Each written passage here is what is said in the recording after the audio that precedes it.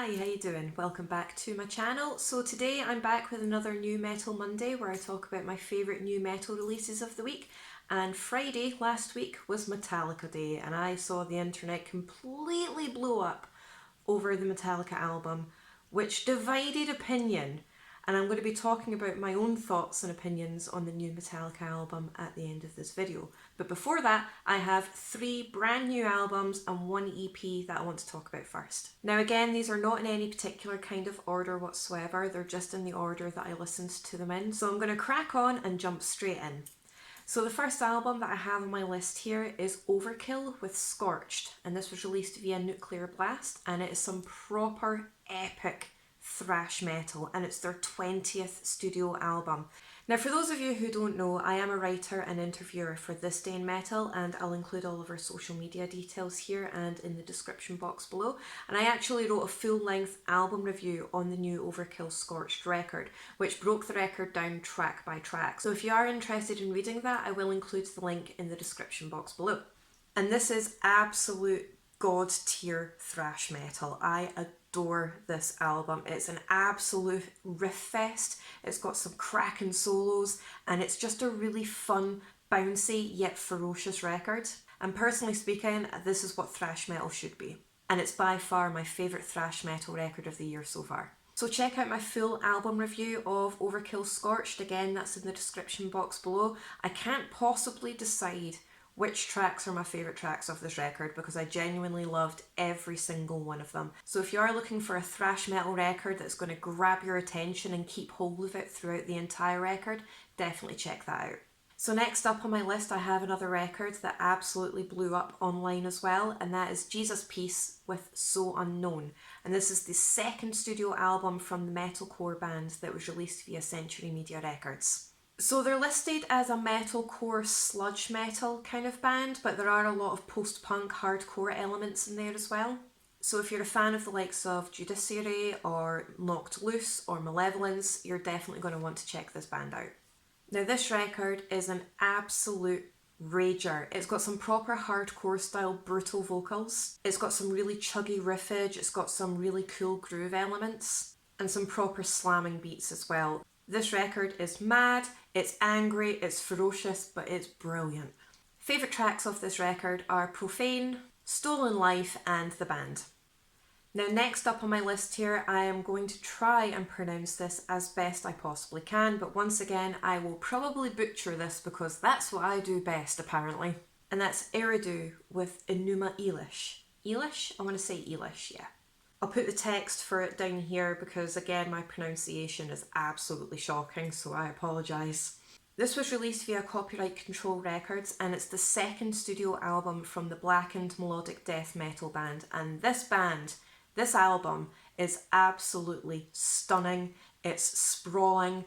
It is really quite melodic, but it's really quite brutal at the same time, and it's very, very energetic. Again, it's very atmospheric, and it's got some proper black metal style vocals, but again, it's also very quite melodic, and there are some spoken word elements throughout the record as well. Now, a fun fact about the band and the record is that the band themselves are actually named after the oldest city in Mesopotamia, which is a historical region where you'll find the likes of Syria, Turkey, Iran and Iraq.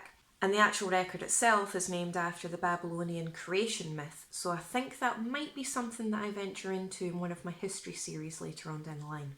But yeah, this record is absolutely stunning. It takes you on a proper journey and it really grips you and holds on to you throughout the entire duration of the record. Favourite tracks of this record are the title track, Reign Supreme, Defiling the Tablet of Destinies, and Clay, Blood and Vengeance. Okay, so next up on my list here is my favourite EP of the week, and that was Atarca with The Mountain. Now this EP was released via Death Mask Records and it's melodic death metal, groove metal with a bit of a blackened edge to it. Now the one thing that really stood out to me on this EP, and it's something that I was not expecting, I don't know why I wasn't expecting it, but I wasn't expecting it, is the contrast between the clean and the brutal vocals. I was not expecting the clean vocals on this record, and definitely not the style of clean vocals, and it works absolutely amazingly. This EP is really epic, it's really atmospheric, it's also very sprawling despite the fact it's only a 4-track EP. And it's just really, really addictive, and I've listened to it a fair amount of times over the weekend. I absolutely loved this EP. Plus the album artwork is absolutely stunning. So if you were a fan of the Four Token records that came out earlier this year that I spoke about a couple of videos previously, you're definitely going to want to get onto this record. Like I said, it's only a 4-track EP, but I absolutely loved it. Definitely check it out. Here we go, talking about the new Metallica record, 72 Seasons. Now, this has been quite divided across the metal world. I have seen people from both sides either absolutely loving it or absolutely hating it.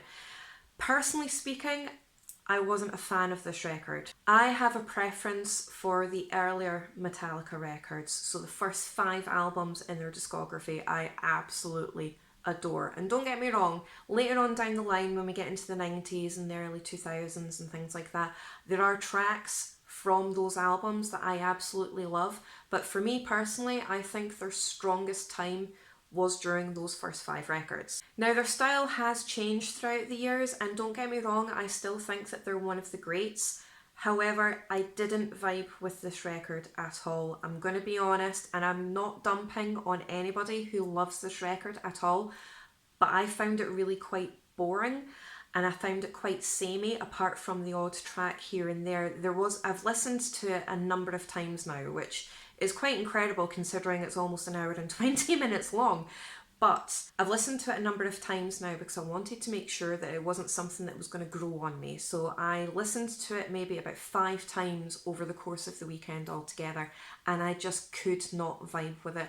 I really did struggle to differentiate between certain tracks, and I found it quite samey. Now, I'm not a musician, I don't play guitar, so I'm not looking at it from a guitarist point of view. I'm only looking at it from what I heard and how I vibed to it.